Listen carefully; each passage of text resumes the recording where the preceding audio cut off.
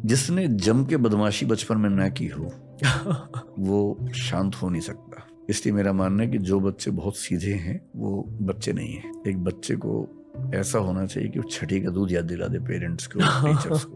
तो मैं वैसा ही था। स्कूल लाइफ में एक बार ऐसा हुआ था कि झगड़ा हो गया था एक लड़के से, तो फिर 15-20 दोस्तों को ले जाके उसको पीटा था बहुत। तो ऑर्गेनाइज गुंडागर्दी आप कह सकते हैं, पहली बार 7वीं 8वीं क्लास में की थी। आदमियों के लिए बहुत मुश्किल तो ये है कि किसी के दुख में हंसे बिना कैसे रहें। इसलिए कहीं किसी की डेथ हो जाए, आप बिहेवियर देखिए आदमी और औरत का। वहाँ महिलाएं जब जाती हैं जी, वहाँ कई महिलाएं बैठी हैं, आराम से बात कर रही हैं। एक और महिला आई, सब मिलकर रोती हैं जी, एकदम ऑर्केस्ट्रा की तरह से चलता है। तो वो जो महिलाएं शांति से बैठ के बात कर रही हैं, एक की और आती सब कैसे रोने लगती है, मैं नहीं समझ पाता, क्योंकि उनका अपने इमोशंस पे ऐसा कैसे कंट्रोल है। तो अच्छा, आदमी लोगों को आप वहाँ देखेंगे 1-8 मिनट हाथ रख के बहुत बुरा हुआ, बहुत बुरा लग रहा है। फिर 6-7 आदमी जहाँ बैठेंगे 2-4 मिनट चेहरा नीचे करके सीरियस होंगे, फिर खुसर शुरू कर देंगे। तुम्हारा काम ठीक चल रहा है। आदमियों के साथ एक बहुत बड़ी दिक्कत यह है कि उनकी परवरिश में उनको सिखा देते हैं कि रोना कमजोरी का लक्षण है। विकास दिव्या कीर्ति का हिंदी TRS एपिसोड आ चुका है। चाहे आप यूपीएससी एस्पिरेंट हो, चाहे आप यूपीएससी फेलियर हो, चाहे आप यूपीएससी सक्सेस हो, या चाहे आपको बस स्पिरिचुअल कॉन्वर्सेशंस, गहरे कॉन्वर्सेशंस अच्छे लगते हैं, अगर आप एक लाइफ लॉन्ग लर्नर हो, दोस्तों आ चुका है एक और TRS ऑल स्टार। विकास सर के साथ बहुत सारे एपिसोड रिकॉर्ड करने हैं, पर यह है हमारी पहली एपिक कॉन्वर्सेशन। दोस्तों एंजॉय कीजिए। ये है एक मॉडर्न डे फिलोसोफर। नमस्कार, lots of love to you, lots of love to Vikas Divya Kirti, and lots of love to Bhagwan. नमस्ते।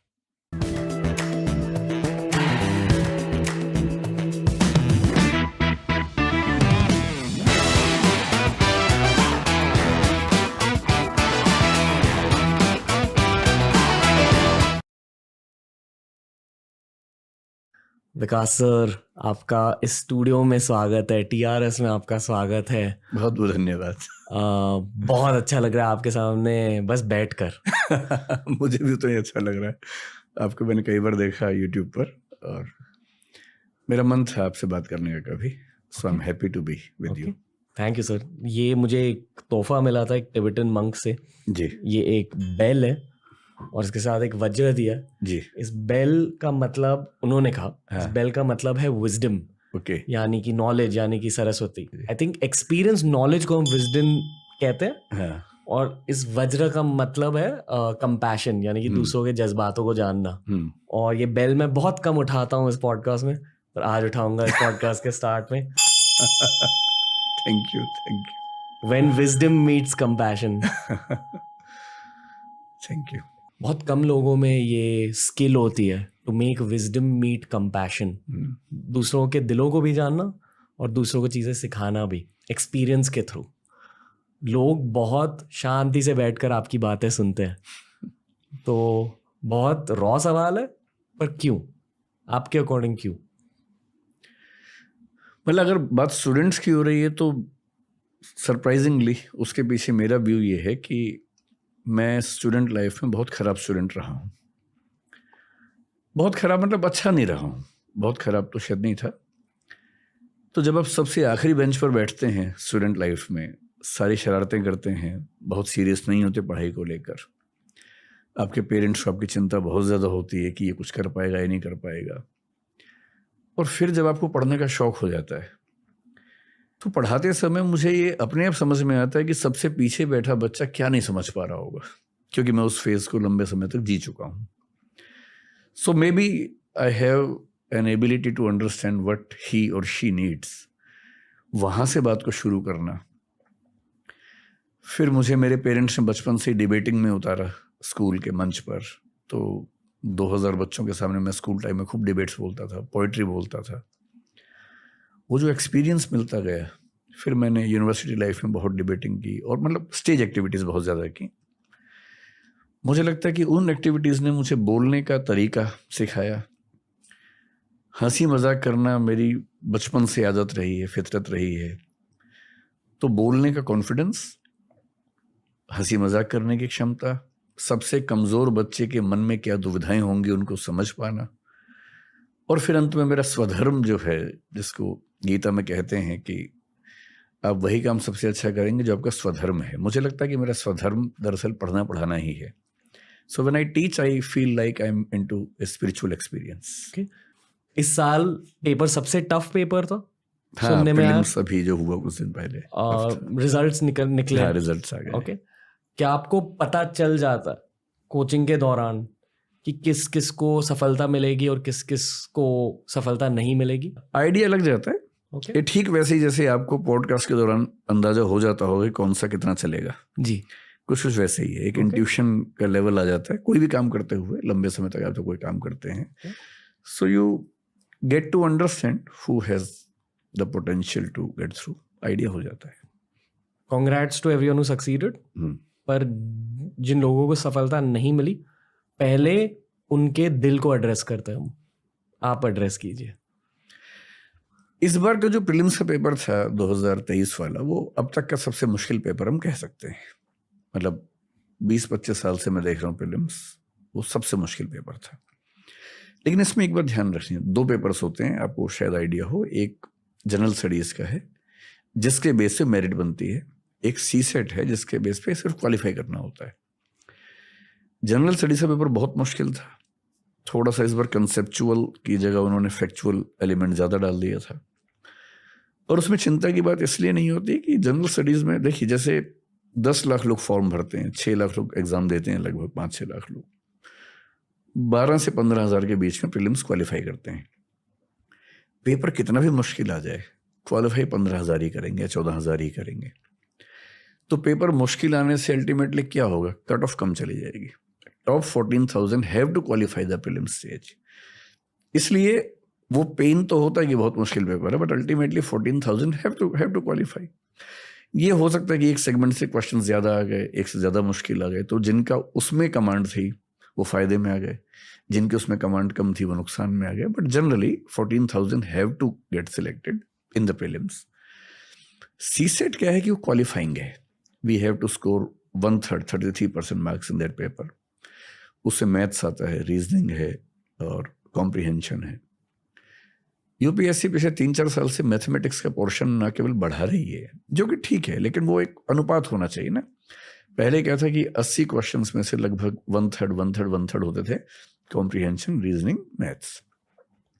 सो even if a student is not very good in maths, he or she can manage with the help of reasoning and comprehension, because 27 questions are to be corrected. तो UPSC ने maths का थोड़ा सा proportion बढ़ाया, बढ़ते बढ़ते वो करीब 40 क्वेश्चन तक आ गया 80 में से। वो भी लोग मैनेज करते हैं किसी तरह से, क्योंकि बाकी 40 क्वेश्चन तो हैं ही, और मैथ्स के भी कुछ क्वेश्चन कर लेते हैं बच्चे। इस बार जो मैथ्स के क्वेश्चन आए हैं, आईआईटी के बहुत सारे बच्चों ने ये कहा मुझसे, जो सिलेक्ट हो चुके हैं, उन्होंने ये कहा कि पेपर देख के हमारे होश उड़ गए। बहुत सारे बच्चे जो आईआईटी से बीटेक हैं, उनका सीसेट नहीं हुआ है। सच लेवल ऑफ मैथ्स क्वेश्चंस, कुछ क्वेश्चन जो कैट के एग्जाम में आते हैं, एग्जैक्टली वो सवाल पूछे गए हैं। एक पिटीशन कुछ बच्चों ने लगाई कैट में, सेंट्रल एडमिनिस्ट्रेटिव ट्राइब्यूनल में, पर रिजल्ट आ गया है। तो उससे ये जो डिफरेंस आया इस बार, बहुत सारे ऐसे बच्चे जो सिलेक्ट हो चुके हैं ईएस में, मतलब आईपीएस में हो गए, आईआरएस में हो गए, and they were trying to improve their rank. बड़ा सरप्राइजिंग है। मैं करीब ऐसे 50 लोगों को जानता हूँ जिन्होंने फिर से एग्जाम दिया आईआरएस आईपीएस बनने के बाद। उनमें से कम 30-35 का प्रीलिम्स नहीं हुआ इस बार। लेकिन अल्टीमेटली प्रीलिम्स तो हुआ ही है 14,000 लोगों का। तो ऐसे लोग जिनका मैथ्स अच्छा था, बाकी बहुत आइडिया शायद नहीं था एग्जाम का, उनका हो गया। तो मेंस में कंपटीशन थोड़ा सा कम हो गया इस बार। होना क्या चाहिए यूपीएससी को, मुझे नहीं पता क्या अप्रोच है उनके, क्या समझ है। प्रीलिम्स का एग्जाम स्क्रीनिंग टेस्ट है, आप इतना मुश्किल कर देंगे कि बहुत सारे योग्य लोग वहीं खत्म हो जाएंगे। इतना मुश्किल, और मुश्किल भी उन चीज़ों में जिनका यूपीएससी में करियर से बहुत लिंक है नहीं। एक बेसिक लेवल की data interpretation, data sufficiency, basic maths, percentage, average, proportion समझ में आता है, आना चाहिए। स्टैटिस्टिकल टूल्स आने चाहिए, समझ में आता है। पर अब आप नंबर सिस्टम के नाम पर कैलकुलस के लेवल के सवाल पूछेंगे जिनका कोई मतलब नहीं है उसके करियर से, और है भी तो इतना कि ट्रेनिंग में आराम से कोई सीख लेगा। तो मेरे ख्याल से वो पेपर बनाने वालों की पॉलिसी में या तो कोई अंडरस्टैंडिंग मिस्टेक है, या इस बार एक एक्सीडेंट हुआ है, अगली बार शायद ठीक हो जाएगा। किसी का ब्रेकअप हो चुका है, उस कोई पीड़ा से गुजर रहा है और स्टूडेंट्स पर वो पीड़ा पास ऑन कर रहा है मुश्किल पेपर के थ्रू। हाँ, हो सकता है, ये हो सकता है। मैं अक्सर कहता हूँ कि असल में बहुत कम लोग हैं जो डिटैच होकर काम कर पाते हैं जी। जैसे अगर मैं जिंदगी में, जैसे आपका एग्जांपल ले, आपका ब्रेकअप हुआ कुछ दिन पहले जैसा आपने बताया, अब आपके मन में दो बातें हो सकती हैं। आपको जितना मैं समझ रहा हूँ आपके मन में दूसरी बात ही होगी, लेकिन मैं एक समझाने के लिए कह रहा हूँ। कुछ लोग इस माइंडसेट में आ जाते हैं कि मेरा हुआ है तो फिर कोई भी प्रेम ना कर पाए दुनिया में, कोई भी करेगा तो मुझे जलन होगी, चुभन होगी। ये वो स्थिति है जब मैं चाहता हूँ कि मेरा दुख हर आदमी का दुख बन जाए जी। और सुख के मामले में उल्टा चाहते हैं कि सबका सुख मेरा सुख हो जाए और दुख मेरा सबका हो जाए। इंसान के बड़े होने का मतलब है कि जब दुख हो तो वो अकेला झेले, सुख हो तो बांटे। तो मेरा ब्रेकअप हुआ लेकिन किसी और का ना हो जी, और मैं तो वजह ना ही बनूं, एक ये अप्रोच है। यूपीएससी के कोई भी एग्जाम हो, मैंने कई एग्जामिनर्स को, क्योंकि मैं टीचिंग की दुनिया में हूँ, डीयू में भी पढ़ाया मैंने कुछ समय तक, तो एकेडमिक्स के लोगों को जानता हूँ। कम लोग हैं जो अपनी कुंठाओं से बाहर निकल पाते हैं। बहुत लोग इस कुंठा में, फ्रस्ट्रेशन में जिंदगी भर रहते हैं कि मैं जो नहीं कर पाया था कोई और कैसे कर लेगा। और ये सैडिज्म होता है जी, सबकी जिंदगी में दुख पैदा करना और उसको एंजॉय करना। जी। मेरे ख्याल से सबसे गहरी ट्रेनिंग एकेडमिक्स में, एजुकेशन में ये चाहिए कि एक कायदे का इंसान कैसे बना जाए और बिना सैडिस्ट हुए दूसरों की खुशी में थोड़ी अपनी खुशी तलाशने की आदत हमें पड़ जाए तो बेहतर है। एम्पैथी की ट्रेनिंग, एम्पैथी जो शायद हमारे गुरुकुल्स में होता था। मैं बहुत श्योर नहीं हूँ, मुझे आइडिया है नहीं कि उसका क्या करिकुलम था, लेकिन एम्पैथी की ट्रेनिंग घरों में भी होती है। अगर पेरेंट्स की अंडरस्टैंडिंग ठीक होगी, पेरेंटिंग कैसी होनी चाहिए, तो एम्पैथी घर में भी सिखाते हैं।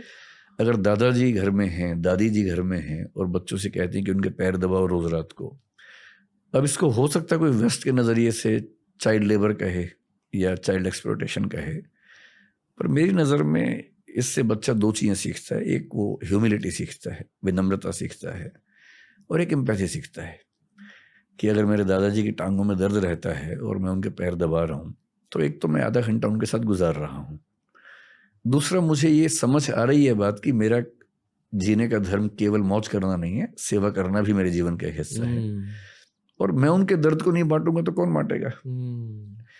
तो और एक विनम्रता, अगर जैसे मैं टीचर हूँ, कई बच्चे मेरे पैर छूते, मैं अच्छा नहीं फील करता हूँ, मैं उनको मना करता हूँ। और इररेस्पेक्टिव ऑफ दिस, मैं ये बिलीव करता हूँ कि पैर छूना अपने आप में एक बड़ा ज़रूरी कदम है, स्पेशली बच्चों के लिए। उनको झुकने की आदत रहनी चाहिए, और पैर में झुकना हम सिंबॉलिकली ये मानते कि आप व्यक्ति को सबसे ज़्यादा सम्मान जो दे सकते हैं वो पैर छू के दे रहे हैं। और पेरेंट्स को कम से कम इतना सम्मान मिल जाना कि मेरा बच्चा मुझे अप्रिशिएट करता है, कम से कम थैंकफुल है, ग्रेटिट्यूड है, ये इमोशनल बॉन्डिंग तो है, एम्पैथी तो है। और इमोशनल इंटेलिजेंस का कंसेप्ट वेस्ट में 20-25 साल पहले आया, लेकिन ये तो अतीत में कब से चल रहा है। जब बुद्ध कह रहे थे कि करुणा ही है जो संसार को जोड़ती है, जब भवभूति उत्तर रामचरितमानस में एक और रस करुण एवं कह रहे हैं कि दुनिया में एक ही रस है, वो करुण रस है, तो ऐसा थोड़ा ना कि एम्पैथी की ट्रेनिंग पश्चिम से हमें सीखनी पड़ेगी। एम्पैथी तो अतीत में कितनी बार, वाल्मीकि हमारे संसार का पहला कवि, पहली बार कवि क्यों बना? क्रौंच पक्षी का जोड़ा खेल रहा था, एक शिकारी ने एक पक्षी को मार दिया, अब प्रेम में रत पक्षियों में से एक नीचे गिरा। वो जो मोमेंट है, उस मोमेंट में दुनिया का पहला कवि बना है।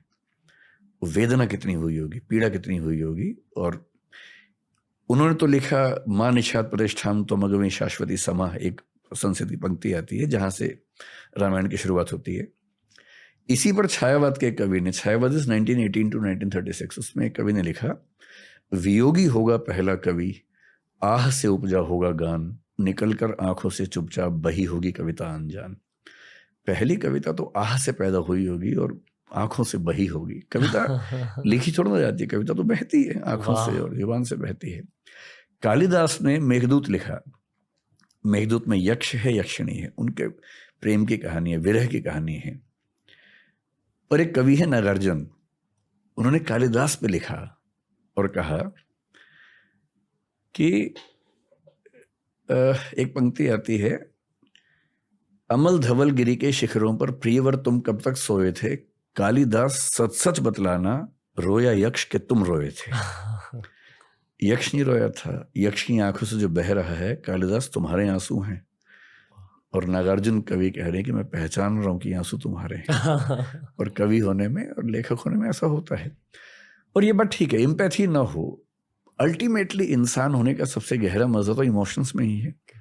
और यदि आप इमोशनली कनेक्ट नहीं कर पाते हैं दूसरों के साथ, और कनेक्ट करने का मतलब है उनके दुख में उनके साथ खड़े होना। आई होप कि वो पेपर सेटर्स ये पॉडकास्ट सुन रहे हैं ताकि अगले साल आसान पेपर निकल के। आसान पेपर से भी सिलेक्शन उतने ही होंगे, इससे कुछ फर्क नहीं पड़ेगा। फिर भी अंतर सिर्फ है कि सीसेट के पेपर में, क्योंकि वो क्वालिफाइंग है और आप बहुत अच्छे बच्चों को बहुत मामूली वजह से डिस्क्वालीफाई कर देते हैं, ये थोड़ा चुभने वाली बात है। ओके, पर फेलियर्स को थोड़ा एड्रेस करते सर, बहुत सारे लोग। मैं उन्हें इतना ही कहूँगा कि जो इस बार पेपर था सीसेट का, अगर आपका मैथ्स बहुत खराब है तो बस अगली बार से इतना ध्यान रखें कि सबसे पहले कॉम्प्रिहेंशन के ही सवाल करें, नंबर 2 पर रीजनिंग के सवाल करें, प्रैक्टिस करें कि पहले इनके सवाल कैसे करने हैं। और किसी भी हालत में 35 क्वेश्चंस आ ही जाते हैं जी, out of 80। So if you can do 31 questions out of 35 right, you are through. और ये इतना मुश्किल नहीं है, यहाँ तक कि 35 क्वेश्चन में 30 भी ठीक कर देंगे और बाकी 45 क्वेश्चन छोड़ भी देंगे, तब भी क्वालिफाई कर लेंगे। और जो लोग इसे अपना लास्ट अटेम्प्ट मानते हैं, उन्हें आप क्या कहना चाहोगे? मैं ये कहूँगा कि या तो मैथ्स सीख लें, अगर मैथ्स में दिक्कत बहुत ज़्यादा है तो रीजनिंग कॉम्प्रिहेंशन में खूब प्रैक्टिस करें। ओके, इतनी प्रैक्टिस करें कि वो, क्योंकि क्या होता है कि 80 क्वेश्चंस 120 मिनट में करने हैं तो यू हैव 1.5 मिनट्स पर question. But if you decide that you will attempt only 40 questions, then you have 3 minutes पर क्वेश्चन। तो हर क्वेश्चन में 3 मिनट लगाने का चांस मिल जाता है। और वो 2 ही सेगमेंट्स करें, 40 ही क्वेश्चन करें, जब क्वालिफाई ही करना है 27 क्वेश्चन ही कर रहे हैं। होता क्या कि मैथ्स के क्वेश्चन जिन्होंने उठाए इस बार पहली बार, मुझे एक IIT के बच्चे ने बताया कि 8 मिनट पर क्वेश्चन की एवरेज इस बार आ रही है जो सॉल्व कर रहे हैं। इतना मुश्किल पेपर है। अब क्वेश्चन पेपर की डिमांड है 1.5 मिनट में क्वेश्चन करना है, आपके क्वेश्चंस का लेवल 8 मिनट वाला है, तो जो मैथ्स में उलझा जनरली फंस गया। So I will suggest through your podcast कि कॉम्प्रिहेंशन और रीजनिंग के क्वेश्चंस को चुन चुन के पहले सॉल्व करें जल्दी से जी, 1.5 घंटे के अंदर 40 क्वेश्चन कर लें। उसके बाद मैथ्स के वो क्वेश्चंस करें जो उनको आते हैं। And if you can attempt 40-45 questions, it's fine. Okay. अगर आप पेपर सेटर होते हैं, या नॉट इवन पेपर सेटर, अगर आप पूरे UPSC को हेड कर पाते जी, आप पूरे सिस्टम में क्या चेंजेस लाते सर? पूरे सिस्टम में, I am sure this is something you have thought about at some point. I think almost every day about this. क्योंकि देखिए, पहली बात, UPSC सच में एक बहुत ही शानदार इंस्टीट्यूशन है, इस पे कोई मतलब किंतु परंतु का मामला नहीं। आप ये जानते हो कि आप देश के एक बहुत बड़े इन्फ्लुएंसर हो इस डोमेन के ना? आई नो, तो जो आप बोलोगे, मैं बहुत सोच समझ के बोल रहा हूँ जी। और मुझे ये भी ध्यान है कि 2014 के मूवमेंट में मैंने UPSC के खिलाफ खूब जम के बोला था, कई टीवी चैनल से बोला था, कहा था कि UPSC is not a divine institution. मैं अपनी बात पे कायम हूँ, डिवाइन नहीं है। और ये बात सही है कि UPSC is one of the best institutions of the country. क्योंकि क्या होता है कि जब आप सिस्टम चलाते हैं तो दिक्कतें अलग होती हैं। सिस्टम को क्रिटिसाइज करना बहुत आसान होता है। हाँ जी, since I am running an institution of my own, हम लोग 1500 लोग काम करते हैं दृष्टि में, हम लोग मिलकर चलाते हैं इंस्टीट्यूशन। क्या होता है कि आलोचना करना इतना आसान काम है, आप कोई भी एक लूप होल ढूंढेंगे, आलोचना कर सकते हैं। पर सिस्टम को चलाना इस तरह से कि उसमें एक भी लूप होल ना हो, बहुत मुश्किल काम होता है। So when I empathise with the members of UPSC as well, तब मैं ये बात कहना चाह रहा हूँ, जनरली वो कोशिश करते हैं चीजें ठीक रहें, एक्सेप्ट कभी कभी उनके कुछ मेंबर्स की राय ऐसी होती है जिससे हम एग्री नहीं कर सकते। जैसे 2008 से 14 के बीच में UPSC में बहुत चेंजेस हुए, ड्रास्टिक चेंजेस हुए, जो मैं आज तक मानता हूं कि वो ठीक नहीं है। उनमें कई चेंजेस सीधे सीधे इंडियन लैंग्वेजेस के खिलाफ थे, नहीं होना चाहिए। एक लेवल प्लेइंग फील्ड होनी चाहिए, कोई भी भाषा हो, अंग्रेजी है, हिंदी है, मराठी है, तमिल है, किसी को नुकसान क्यों होना चाहिए। शहर का बच्चा, गांव का बच्चा, किसी को नुकसान क्यों होना चाहिए? पर जब आप कुछ ऐसी चीजें इंड्यूस करते हैं जो सीधे सीधे किसी को नुकसान पहुंचाती हैं, तो सवाल उठता है कि ये गलत अप्रोच है आपकी।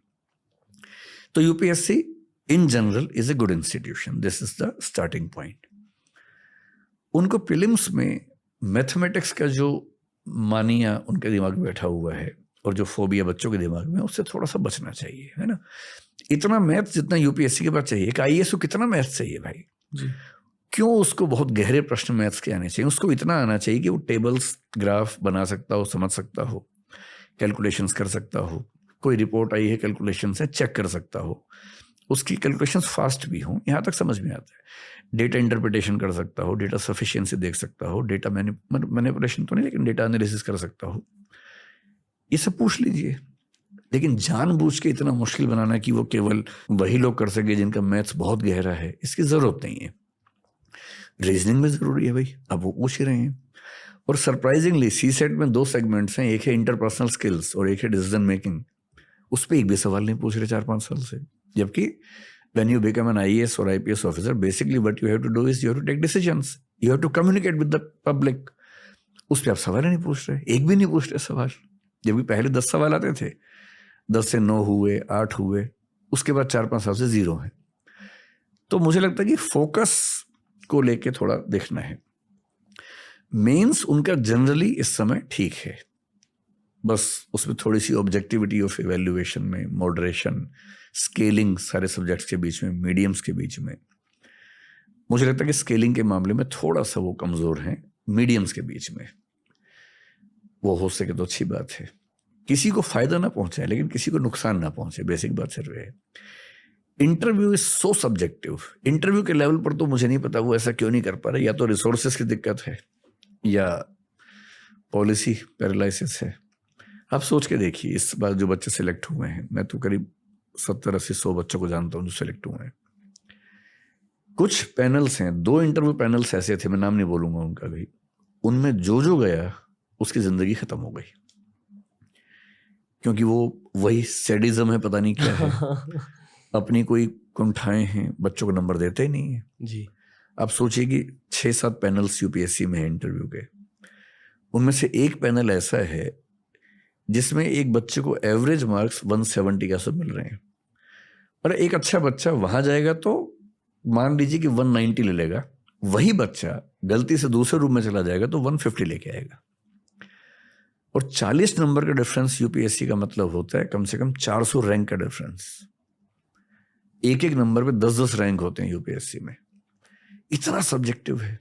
फिर मैं वो कहूंगा, वो कोशिश करते हैं, वो मीटिंग्स करते हैं, अच्छा एवरेज सब पैनल्स की ऑलमोस्ट सेम आ जाती है, बस डिफरेंस का है डेविएशन में। अगर एक बोर्ड में सबको 160, 180, 160, 180, 170, 170 मिल रहे हैं और दूसरे में 130, 210, 125, 205 ऐसे मिल रहे हैं, एवरेज सेम आ गई जी। लेकिन आप किसी बोर्ड में जाएंगे तो 170 के ऊपर जा ही नहीं सकते। किसी में आपको 200 प्लस का स्कोप मिल जाता है, किसी में 130 पाने का रिस्क हो जाता है। तो मैं कई बार सोचता हूँ, अगर यूपीएससी मुझसे, खैर पूछते नहीं वो लोग, मैं तो चाहता हूँ कि सरकार पूछे मुझसे कभी, अगर पूछे तो। यहाँ जो मैं समझ रहा हूँ हाँ, वो ये है कि बहुत बड़ा ह्यूमन फैक्टर रहता है यहाँ। और सिंपल सॉल्यूशन है। आप 275 मार्क्स का एक इंटरव्यू ले रहे हैं, आप 100 के 3 कर लीजिए जी। 3 पैनल्स में इंटरव्यू करवा दीजिए। रिसोर्सेज की दिक्कत है, कुछ और मेंबर्स लाइए, टाइम बढ़ाइए, कुछ भी कीजिए भाई, ये देश का भविष्य है, किसी बच्चे का भविष्य है। आप केवल कुछ रिसोर्सेज बचाने के लिए एक ऐसे व्यक्ति को आईएएस बना देंगे जो अगले 35 साल तक परेशान करेगा आपको। इससे बेहतर है कि आप 3 इंटरव्यू ले लीजिए, या एआई लाइए एक ही इंटरव्यू में, एक एआई बॉट लाइए जो हो सकता है इंटरव्यूअर्स को रिप्लेस कर सके। हो सकता है आगे चल के ऐसा बूम। नहीं मस्ती कर रहा हूँ, मैं बहुत रिस्पेक्ट करता हूँ हर इंटरव्यूअर की, सेडिज्म को भी रिस्पेक्ट करता हूँ इन सम वेज। मैं समझता हूँ जो कष्ट आपके दिल में, आप बेसिकली स्टूडेंट्स पर वो कष्ट फेंक रहे हो, पर सॉरी, ऐसा नहीं है कि वो मेंबर्स जानबूझ के नंबर कम दे रहे हैं, उनके दिमाग में ये बैठा हुआ है। जैसे आप स्कूल में जब पढ़ते होंगे जी, कुछ टीचर्स का मार्किंग पैटर्न काफी लिबरल होगा, कुछ का बहुत टफ होगा। जो जिंदगी में खुश थे उनका लिबरल, मतलब वो भी एक पॉसिबिलिटी है, पॉसिबल एक्सप्लेनेशन है। ऐसा हो सकता है कि जिंदगी में खुश है और उसने बचपन में देखा कि सबसे अच्छे आंसर पे 10 में से 6 नंबर मिलते हैं, तो उसके दिमाग में बेंचमार्क 6 का बना हुआ है, वो 6 के ऊपर जाता ही नहीं है जी। एक दूसरा व्यक्ति हो सकता है कि जिंदगी में बहुत खुश ना हो, पर बेंचमार्क उसके दिमाग में 8 का बना हुआ है जी। वो 8 तक जाता है। और इतना सब्जेक्टिव है कि यूपीएससी मेंबर्स को कितना समझाए कि बराबर करो।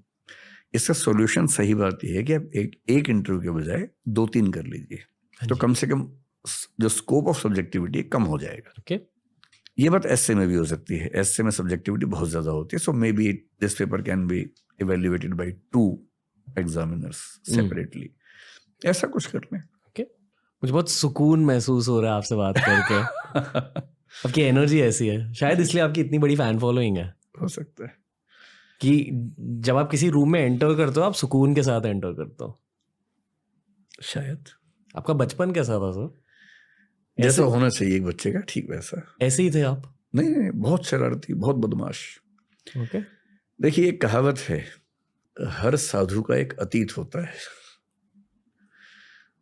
उसे भी ध्यान रखना चाहिए। कोई साधु पैदाइश नहीं होता। साधु बहुत बड़ा शब्द है, मैं खुद के लिए नहीं कह सकता हूँ, लेकिन जिसने जम के बदमाशी बचपन में ना की हो वो शांत हो नहीं सकता। इसलिए मेरा मानना है कि जो बच्चे बहुत सीधे हैं वो बच्चे नहीं है। एक बच्चे को ऐसा होना चाहिए कि वो छठी का दूध याद दिला दे पेरेंट्स को, टीचर्स को। तो मैं वैसा ही था, बहुत बदमाश। बदमाश मतलब नॉट इन नेगेटिव सेंस, लेकिन इनडिसिप्लिन करना जितना बच्चे करते हैं वैसा करना, एडवेंचरस, लड़ाइयाँ भी करना, और on the same level stage पे खड़े होना 2000 बच्चों के सामने, डिबेटिंग करना। स्कूल का इलेक्शन मैंने लड़ा, जीता। पूरे स्कूल में एक माहौल इस तरह का बनाना, इलेक्शन कैंपेनिंग करना, हर क्लास में जाके बच्चों से बात करना, स्कूल में हीरो बन जाना, कभी कभी जीरो बनना, वो भी सब चीज़ें। टीचर से बहुत पिटना, कई हजारों बार मुर्गा बनना, वो सब भी किया। और हजारों बच्चों के सामने पुरस्कार मिले, ये भी कई बार।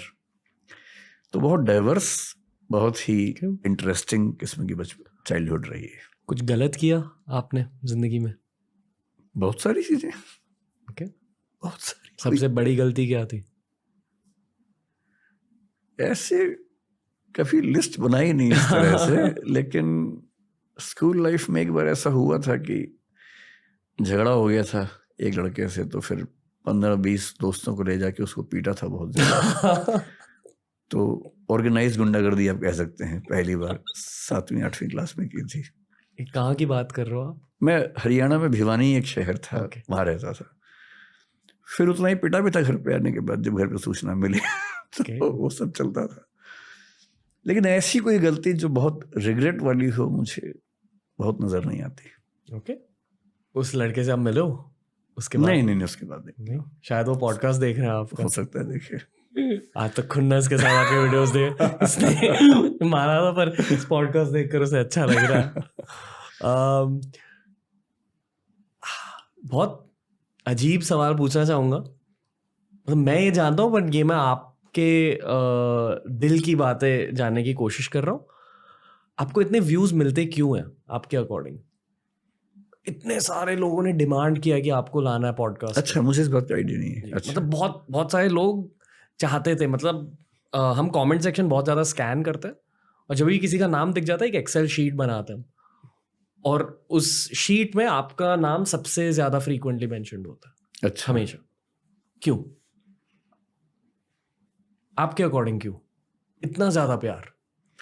मतलब मेरे जो वीडियोस यूट्यूब पे हैं, जनरली काफ़ी लंबे वीडियोस हैं, फिलॉसफी पे हैं, कॉन्स्टिट्यूशन पे हैं। तो एक तो ऐसा ग्रुप है जिसको स्कूल कॉलेज में इन विषयों पर पढ़ने का मौका नहीं मिला, और उसको पढ़ के बड़ा अच्छा लगता है। ऐसे मुझे कई लोग मिलते हैं, मैसेज करते हैं। दूसरा, मेरी क्लासेस बहुत सारी हैं जो यूट्यूब पे हैं, उनमें हंसी मजाक बहुत ज़्यादा होता है। तो हंसते हंसते कोई इंपॉर्टेंट बात बीच में आ गई, उसकी रील्स बन गई। ऐसे हजारों चैनल्स हैं जो रील्स बनाते हैं, मैं नहीं जानता हूँ कौन है। तो उससे क्या होता है कि वो रील जब बच्चे बार बार देखते हैं, फिर एआई काम करता है इन सब ऐप्स में, आप एक बार देखेंगे तो बार बार आपके सामने आता रहेगा। तो मेरे ख्याल से यही वजह होगी कि सुकून मिलता होगा शायद कुछ लोगों को। मुझे सच में नहीं पता कि मैं इस सवाल का क्या जवाब दूं। क्यों इतनी पॉपुलैरिटी मुझे नहीं पता, सच में नहीं पता। आई फील कि किसी भी अच्छे पब्लिक स्पीकर में बहुत एम्पैथी होती है। आप में भी बहुत ज़्यादा एम्पैथी है, इतने सारे स्टूडेंट्स को पढ़ाकर, उनके दिलों के बारे में सीख कर।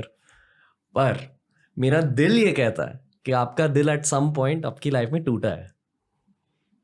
नहीं, बिल्कुल नहीं, रोमांटिकली नहीं कह रहा हूँ।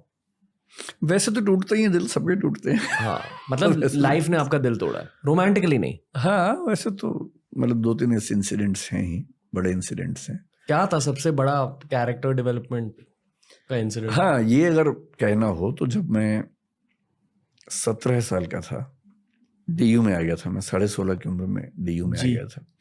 तो मैं 16.5 की उम्र में डीयू में आ गया था। 17 का हुआ जब बीए फर्स्ट ईयर में था, तो हमारे घर में एक ट्रेजेडी हुई बहुत बड़ी। नॉट समवंस डेथ, लेकिन वैसी ट्रेजेडी हुई। सिंपल लैंग्वेज में कहें तो महल से सड़क पे आ जाने की स्थिति बन गई। So in the age of 17 when I was enjoying my life, सब कुछ था मेरे पास जो दिल्ली में एक बच्चे को चाहिए रहने के लिए। बस एक बाइक लेने वाला था मैं उस समय, ले नहीं पाया था, लेकिन दोस्तों के पास बाइक थी। उस समय अचानक ऐसा हुआ कि ये चीज़ें सब खत्म हो गई घर में, और फिर मुझे अपने पेरेंट्स और सबको सपोर्ट करने के लिए सेल्समैन की नौकरी करनी पड़ी। तो मैंने ग्रेजुएशन का अपना पूरा बाकी टाइम सेल्समैन की जॉब करते हुए निकाला। कैलकुलेटर्स बेचता था मैं, फिर प्रिंटिंग कार्ड्स बेचता था। मतलब प्रिंटिंग की एक सेटअप था, उसमें ऑर्डर्स लाना, प्रिंटिंग करवाना, सप्लाई करना, वो सब करता था। वो 2 साल बहुत टफ थे।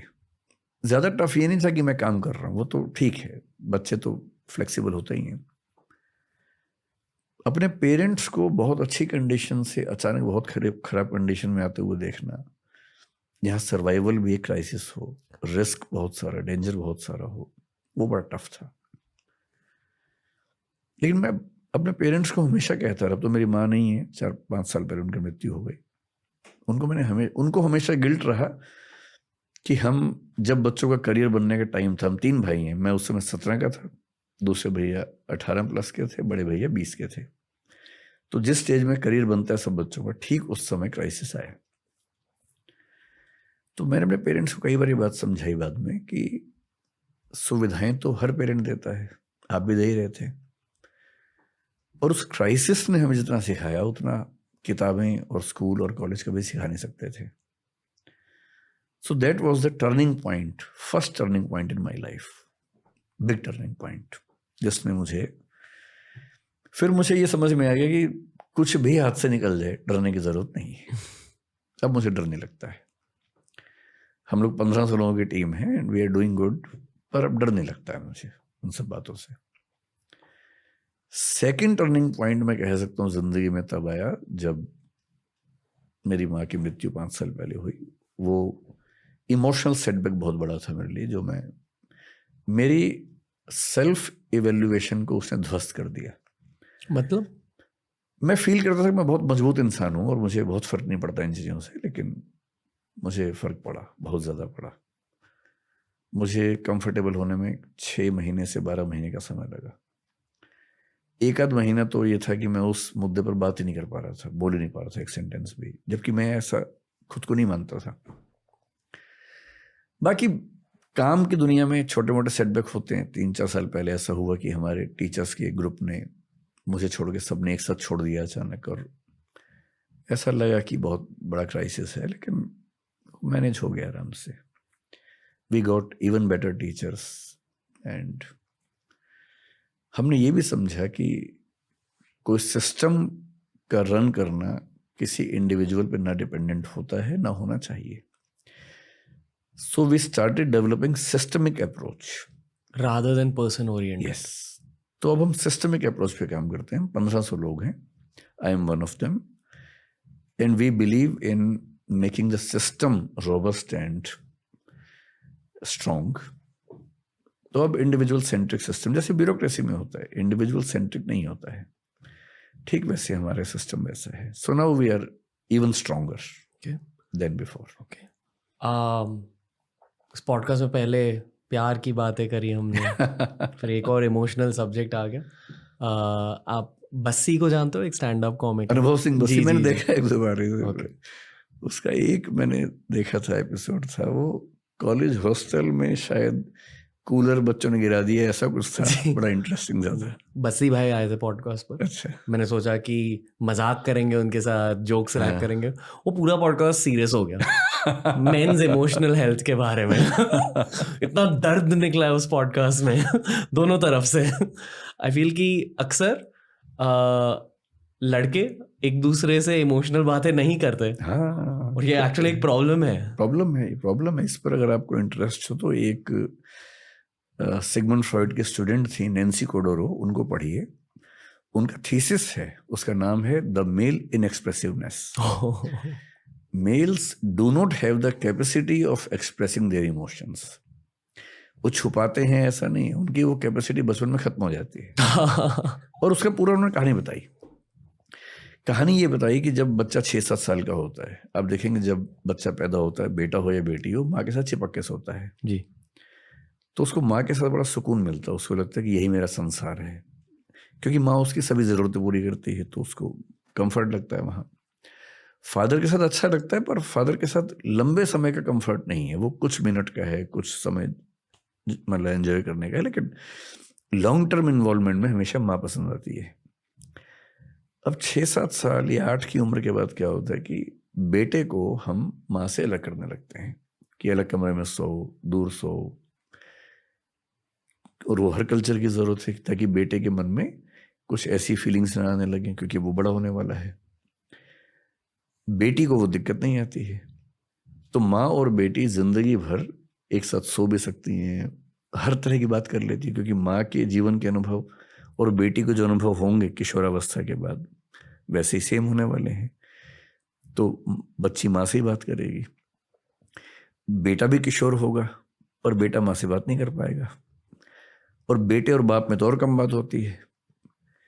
तो जो बेटा नाम का जो प्राणी है ना घर के अंदर, वो इमोशनली बहुत अकेला है। वो जब बड़ा होता है तो वो अपनी बातें, specially the changes in body जो उसको फील होते हैं, बाप से तो वो कोई बात नहीं कर पाता, तो ये तो क्या ही करेगा। माँ भी इन मामलों में थोड़ा सा पर्दा रखती है बेटे के साथ, बेटी के साथ नहीं रखती है। बहन से कैसे बात करे इस तरह की।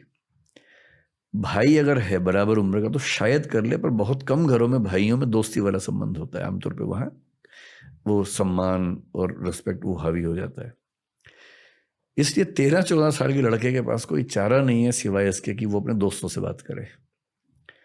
दोस्त भी उतने ही अकेले हैं अपने अपने घर में, सही किसी को नहीं पता है, तो कहीं कहीं से वो ज्ञान चुराते हैं, आपस में शेयर करते हैं, गैंग बनाते हैं अपना। और क्योंकि घर के अंदर से वो इमोशनल स्टेबिलिटी उनको नहीं मिलती है, सपोर्ट नहीं मिलती इन मामलों में, तो लड़के, मतलब नैन्सी कोडोरो जो बता रही है, मैं उनकी बात बता रहा हूँ जी। तो लड़का एक विद्रोह के भाव में रहता है कि मुझे मेरी माँ ने मुझसे अलग कर दिया और मैं अपनी बहन की तरह माँ के साथ नहीं रह पाता हूँ। तो घर की दुनिया से डिटैच होके बाहर की दुनिया में सुकून ढूंढता है।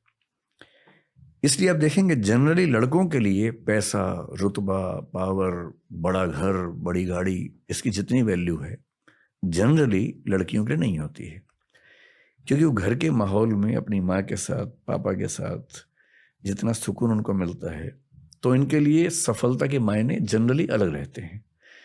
वो सफलता प्यार मोहब्बत में ज़्यादा देख पाती हैं।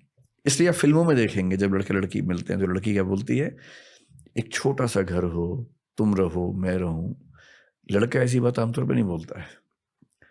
उसका सपना छोटा घर नहीं है, उसका सपना केवल तुम रहो मैं रहूं नहीं, उसका सपना है कि एक महल हो, 50 नौकर चाकर हो, 20 गाड़ियां हो, क्योंकि वो खुद को साबित करना चाह रहा है बाहर की दुनिया में।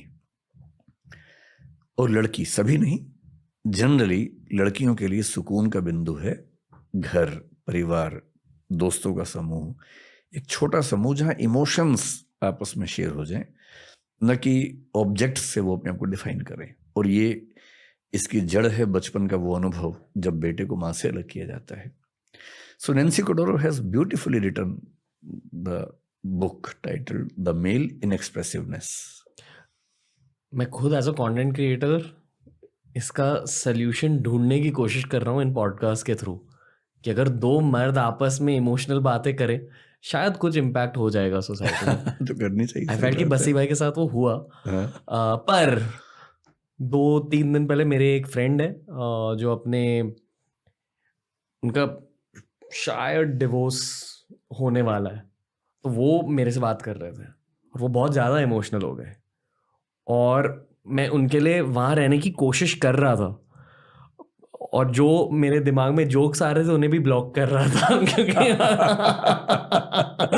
अक्सर आपको जोक्स क्रैक करने होते हैं अपने भाइयों के साथ, पर मैं शांति से उसकी बातें सुन रहा था। ये इतना मुश्किल होता है सर। आदमियों के लिए बहुत मुश्किल तो ये है कि किसी के दुख में हंसे बिना कैसे रहें। इसलिए कहीं किसी की डेथ हो जाए, आप बिहेवियर देखिए आदमी और औरत का वहाँ पर क्या है। महिलाएं जब जाती हैं, जी वहाँ कई महिलाएं बैठी हैं आराम से बात कर रही हैं, एक और महिला आई, सब मिलकर रोती हैं, जी एकदम ऑर्केस्ट्रा की तरह से चलता है। तो वो जो महिलाएं शांति से बैठ के बात कर रही हैं, एक की और आती सब कैसे रोने लगती है मैं नहीं समझ पाता, क्योंकि उनका अपने इमोशंस पे ऐसा कैसे कंट्रोल है। सब रोई 5-7 मिनट, फिर वो 7वीं महिला भी चुप हो गई, फिर बातें होने लगी, फिर 8वीं जब भी आएगी फिर 8 रोएंगे उसके बाद। तो बहुत पता नहीं कैसे मैनेज होता है। अच्छा, आदमी लोगों को आप वहाँ देखेंगे जी किसी के दुख में जब जाते हैं, 1-8 मिनट हाथ रख के बहुत बुरा हुआ, बहुत बुरा लग रहा है। जिसको बुरा लग रहा है, जिसको दुख हुआ, वो बोलेगा हाँ कोई बात नहीं, हो जाता है। फिर वो जाके बैठ जाएंगे, आंसू तो भूल ही जाइए आप। फिर 6-7 आदमी जहाँ बैठेंगे, 2-4 मिनट चेहरा नीचे करके सीरियस होंगे, फिर खुसर पुसर शुरू कर देंगे कि भाई सेंसेक्स उठा के नहीं उठा, तुम्हारा काम ठीक चल रहा है। या फिर वो व्यवस्थाओं में लग जाते हैं, जी। पानी पिलाना सबको, जूते सबके लाइन ठीक कर देना, क्योंकि वो दुख व्यक्त करने के माहौल में रह ही नहीं सकते। जी जी और आदमियों के साथ एक बहुत बड़ी दिक्कत यह है कि उनकी परवरिश में उनको सिखा देते हैं कि रोना कमजोरी का लक्षण है। अगर तुम्हारी आंख से आंसू निकलता है तुम लड़की हो, लड़का नहीं हो। तो लड़की होना लड़कों के लिए बहुत ही डिमीनिंग सी बात मान ली गई है, जबकि ये महिलाओं की ताकत है कि वो रो सकती हैं। उनकी दवाई भी है, दवाई है, जो हमारे पास स्ट्रेस नहीं है। हुआ रो लिए, बात खत्म हो गई। जी एक तो हमारा वैसे ही परवरिश का जो स्ट्रक्चर है गलत है, ऊपर से ये जो वैल्यू सिस्टम है कि रोए तो लड़की हो। अब लड़कों की दुनिया में कोई दुखी है, रोना चाहे, सब मजाक बना देते हैं उसका, जबकि सबको साथ देना चाहिए। मिलके ना भी रोएं, कम से कम साथ तो दें, गले तो लगा लें। पर रोना एक ऐसी बेहूदी बन गई है लड़कों की दुनिया में, तो फिर इलाज कहाँ से होगा?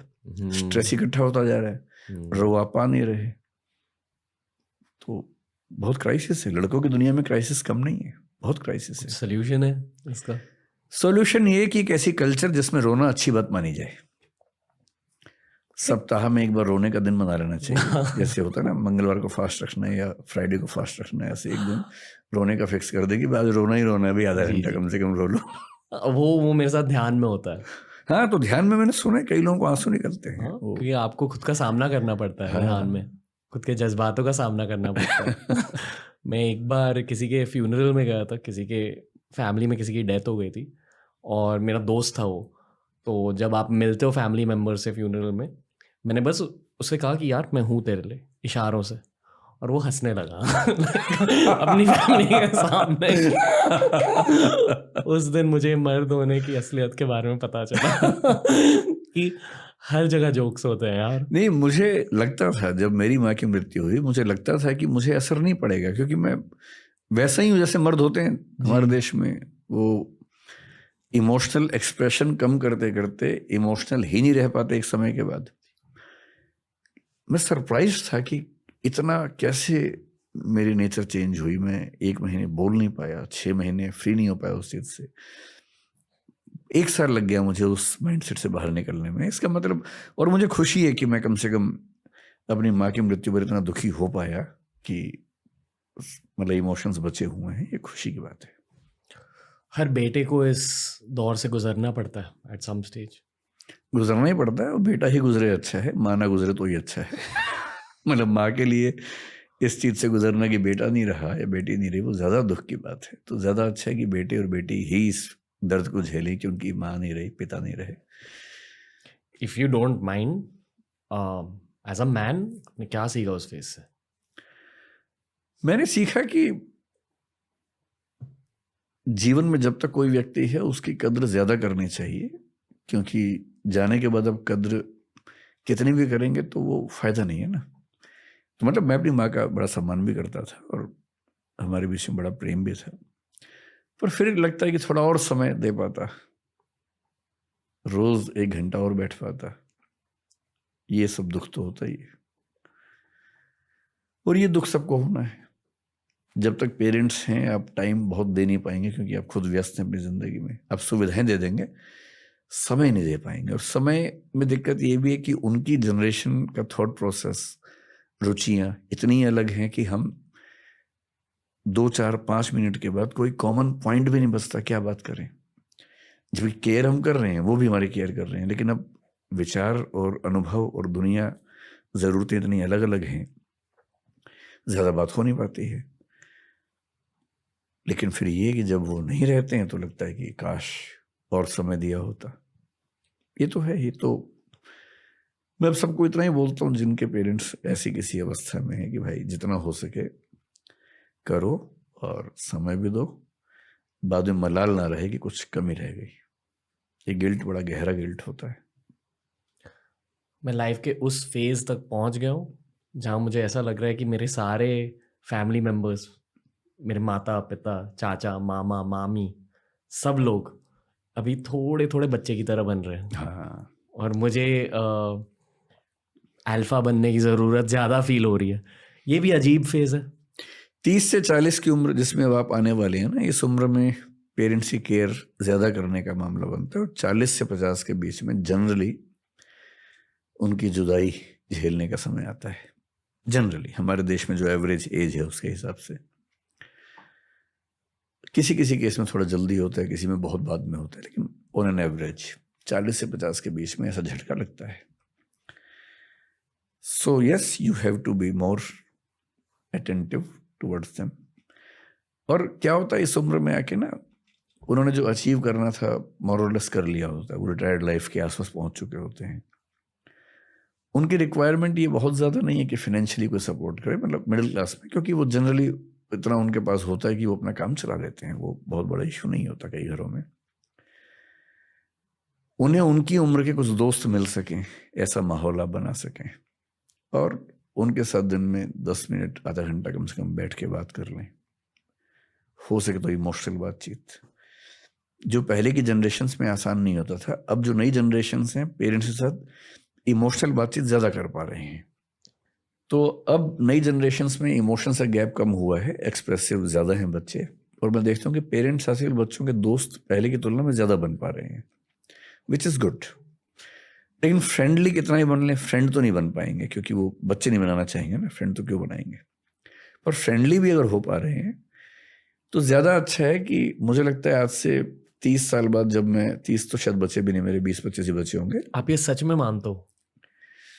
मुझे बचपन में किसी ने कहा कि तुम्हारी उम्र 77 ईयर्स की है। अब मुझे नहीं पता उस बात में कितना वजन है, पर मैं 50 का होने वाला हूँ। तो मेरे मन में बैठ गया है कि मैं 77 की एज में मरूंगा। बैठ गया है, हो सकता है एकदम गलत हो, कल का भी क्या भरोसा है। इसको ब्लिक कहते हैं फिलोसफी में। क्या? ब्लिक। ब्लिक का मतलब है कोई ऐसी चीज जिसका कोई कॉग्निटिव एविडेंशियल बेस नहीं है, पर एक बात बैठ गई है मन में, and which you treat as a fact and you decide about something on that basis. तो मैं ये मान के चलता हूँ कि मेरी एज 77 तक रहने वाली है, तो मैं प्लानिंग उसी हिसाब से करता हूँ कितने साल बचे हुए हैं। हो सकता है मैं कहीं मर जाऊँ, क्या भरोसा है, वो तो कोई भरोसा नहीं है। लेकिन हाँ, मतलब मेरा अनुमान है कि वैसे भी तो भारत की एवरेज एज उतनी ही है, तो मैं क्यों मानूं कि उससे ज़्यादा मिलेगा। सो ब्लिक इज, जैसे वही मुझे ब्लिक है कि 77 तक करीब रहना है, 25-27 साल अभी है, तो उसी हिसाब से फिर मैं अपनी ज़िंदगी के बाकी फैसले करूँगा। ओके। अजीब सवाल। कभी भी जैसे कर्मा, पुनर्जन्म जैसी चीज़ों के बारे में सोचते हो? मैंने इन पे खूब पढ़ा है। मतलब ये मेरे फेवरेट टॉपिक्स हैं।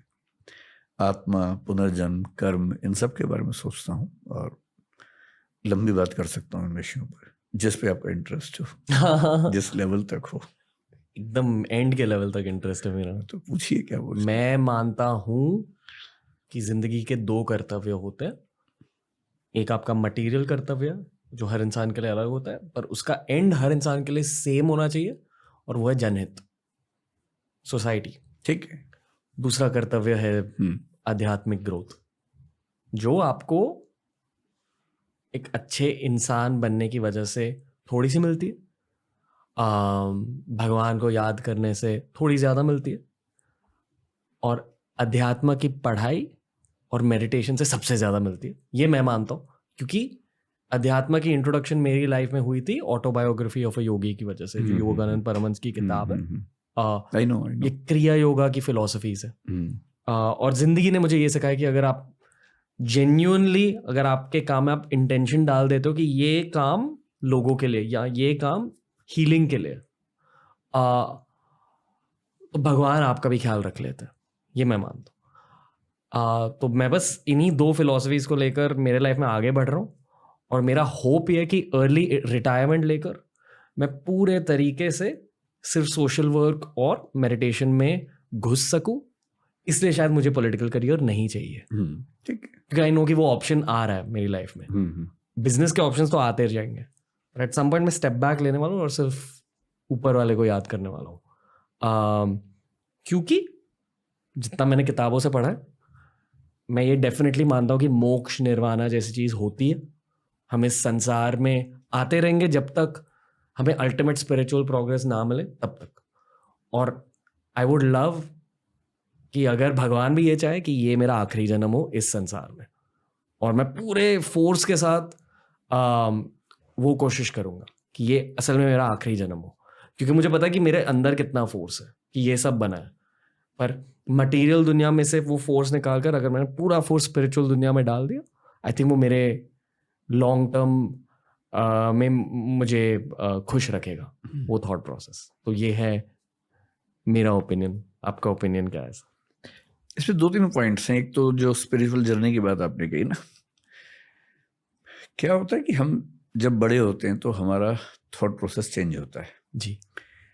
इसलिए छोटा बच्चा अगर बदमाशी ना करे तो अपने स्वधर्म के खिलाफ जी रहा है।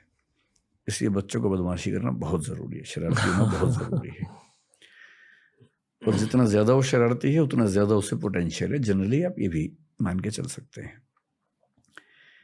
फिर क्या होता है कि कई फिलोसफर्स ने, और भारत के जो पुरुषार्थ व्यवस्था है उसमें एक बड़ी गहरी बात है कि 25 साल तक ब्रह्मचर्य कहा गया है। उसमें 25 से 50 गृहस्थ है, फिर वानप्रस्थ है, फिर संन्यास है। ये बहुत लोगों ने बहुत लंबे समय तक सोच समझ के सिस्टम बनाया होगा। एक कीरकेगार्ड नाम का फिलोसफर जर्मनी में हुआ, हीगेल से करीब 100 साल पहले, और हीगेल के समय में हुआ। और क्योंकि हीगेल बहुत पॉपुलर था, हीगेल एक रैशनलिस्ट था जो बहुत ही ऊट-पटांग बात बोलता था जिसको लोग समझ नहीं पाते थे। उसने बड़ी गहरी बात कही कि जिंदगी में फेजेस आते हैं। शुरू में आप सुखों के पीछे भागते हैं, अंधे होके भागते हैं कि मुझे ये खाना है, ये पीना है, सेक्स चाहिए, ये चाहिए, वो चाहिए। ये सब चीज़ें बहुत अट्रैक्ट करती हैं कुछ समय के लिए, लेकिन जब आप इससे बाहर निकलते हैं आपको गिल्ट नहीं तो कम से कम ये लगता है कि इतना क्यों पागल हो गए थे इसके पीछे। धीरे धीरे आप नैतिक जीवन की ओर बढ़ते हैं, फिर नैतिक जीवन से भी ऊब होने लगते हैं, फिर आप स्पिरिचुअल लाइफ की ओर बढ़ते हैं। इसी बात को एक शायर ने बड़े खूबसूरत अंदाज में कहा। मेरा बेटा अभी 16-17 साल का, 16.5 साल का, उसका फेवरेट शेर है, वो बड़ा शेर आजकल सुनाता रहता है मुझे। फितूर होता है हर उम्र में जुदा, फितूर होता है हर उम्र में जुदा, खिलौने, माशूका, रुतबा और खुदा। तो आपकी खिलौने की उम्र चली गई है, माशूका आप कह रहे हैं कि एक बार ब्रेकअप हो ही गया आपका। एक बार नहीं, अच्छा ज़्यादा बार हो गया, मल्टीपल ब्रेकअप्स। रुतबा आपके पास है ही, तो बचता खुदा ही है। सीधी सी बात है कि अब आपके मन में वही चीज़ आएगी। इसी बात को स्टैंडर्ड तरीके से अब्राहम मैस्लो ने समझाया कि हमारी ज़िंदगी में नीड्स चेंज होती हैं, और आप एग्जैक्टली वही बात कर रहे हैं जो उसने कही थी कि शुरुआत में फिजियोलॉजिकल नीड्स होती हैं, भूख, नींद, अगर आपकी नींद पूरी ना हो 2 दिन तो आप ध्यान की बात कभी नहीं सोचेंगे। नींद पूरी होगी, पेट भरा होगा तो आप ध्यान की बात सोच सकते हैं। पेट खाली होगा तो ध्यान बिल्कुल नहीं आएगा उस समय। फिर सेफ्टी की नीड है। आप यहाँ हैं, आसपास 3 लोग चाकू लेके खड़े हैं, ध्यान बिल्कुल दिमाग में नहीं आएगा। पहले सेफ्टी चाहिए। तो फिजियोलॉजिकल पूरा हो जाए, सेफ्टी पूरी हो जाए, फिर प्रेम चाहिए जीवन में। प्रेम नॉट एग्जैक्टली कि अपोजिट सेक्स वाला प्रेम ही चाहिए, पेरेंट्स का भी हो सकता है, दोस्तों का भी हो सकता है, उसकी भी नीड रहती है। इसलिए आप देखेंगे लोग अपने 20 से 30 की उम्र में करियर ओरिएंटेड इतने ज़्यादा होते हैं कि दोस्तों को भूल जाते हैं, क्योंकि उस सेफ्टी की नीड पे फोकस होते हैं और सेफ होते ही दोस्तों को याद करते हैं वापस कि यार कहाँ हो, चलो बैठते हैं, क्योंकि अब उनको प्रेम चाहिए, मित्रता चाहिए। प्रेम के बाद होता है एस्टीम, इज्जत, रुतबा, जो आपको बहुत जल्दी मिल गया। कई लोगों को ताउम्र नहीं मिल पाता है, किसी को लेट मिलता है। जब इज्जत भी मिल गई, प्रेम भी मिल गया, सेफ्टी भी है, पेट भरा हुआ है, तो जो नीड पैदा होती है उसको सेल्फ एक्चुअलाइजेशन बोलते हैं, जिसको गीता की भाषा में कहते स्वधर्म, कि मैं किस चीज के लिए पैदा हुआ हूं, अब वो काम करना है। और ये आमतौर पे सोशल टच इसमें आता है। जैसे वानप्रस्थ भारतीय परंपरा में कि 50 तक कमा लो, परिवार सेट कर लो, 50 के बाद सोचो कि भाई अब 20-25 साल बचे, 30 साल बचे, कितना अपने लिए करोगे, जिस समाज से लिए उसको लौटाओ। वानप्रस्थ का मतलब है परिवार में रहते हुए तटस्थ होने की प्रक्रिया, डिटैच होने की प्रक्रिया, कि मैं हूं संसार में, परिवार में हूं, रिश्ते निभाऊंगा, लेकिन अब मेरा ज्यादा ऊर्जा और समय समाज को खर्च होगा, समाज के लिए खर्च होगा। इसी को अब्राहम मैस्लो क्या बोल रहा है, सेल्फ एक्चुअलाइजेशन। वो नेसेसरली समाज नहीं है। कोई अगर पेंटिंग करने का बहुत शौक लेके पैदा हुआ, वो पेंटिंग करे, इस बात से मुक्त हो गया कि पैसा आएगा या नहीं। 3 इडियट्स फिल्म में जो थीम थी कि भाई अपना हुनर है ना, उसके पीछे दौड़, सफलता आ जाएगी अपने आप। संगीत की साधना करो, एकेडमिक्स में जाना, पढ़ो, नॉवल लिखो, डायरी लिखो, कुछ करो। अब्राहम मैस्लो ने बाद में फिर से रिवाइज किया अपने सिस्टम को और कहा कि एक और नीड है, किसी किसी को छठी नीड होती है, जो आपके साथ हो रहा है, वो है सेल्फ ट्रांसेंडेंस। सेल्फ ट्रांसेंडेंस का मतलब है अपने आप से मुक्त होना, अपने से परे जाना, जिसको हम अध्यात्म कह देते हैं। और अध्यात्म का बहुत ध्यान रखना है, स्पिरिचुअलिज्म और अध्यात्म एक बात नहीं है, बहुत बड़ी गलतफहमी है। स्पिरिचुअलिज्म शब्द वेस्ट का है, स्पिरिट से आ रहा है, और स्पिरिट क्या है, क्रिश्चियनिटी में ट्रिनिटी है, God the father, God the son and the spirit, holy spirit.